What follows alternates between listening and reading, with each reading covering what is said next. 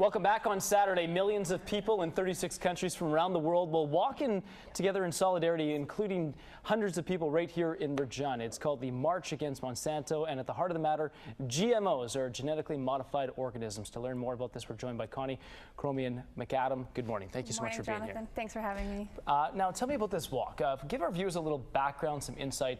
Why? Why is this walk happening? Sure. The walk is happening because a large amount of the population, the majority of the population, don't realize that the food that we eat each day, minimum 3 times a day, is contaminated by GMOs, genetically modified organisms.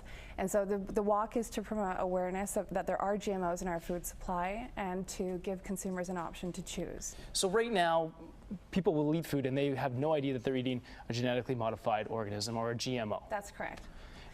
And now, what are the health implications behind a GMO? Like, why are they bad for us? See, that's the problem, is that there's no long-term studies that show that they're safe for us.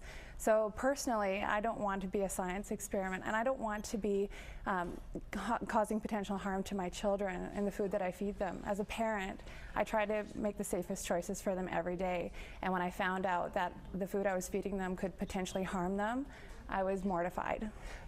Like, give us some examples of something maybe that's common that might have GMOs in them that we don't know. Soy. Soy? Corn.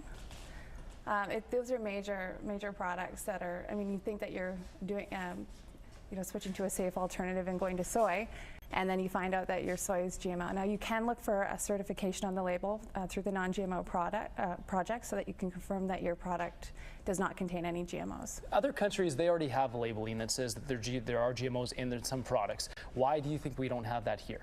There's no mandatory labeling in Canada or the US. In over 60 countries worldwide, there's significant restrictions, if not an outright ban, on GMOs. And that includes Australia, Japan, and all the countries in the European Union. Now, for every problem, of course, there's a solution. What do you recommend?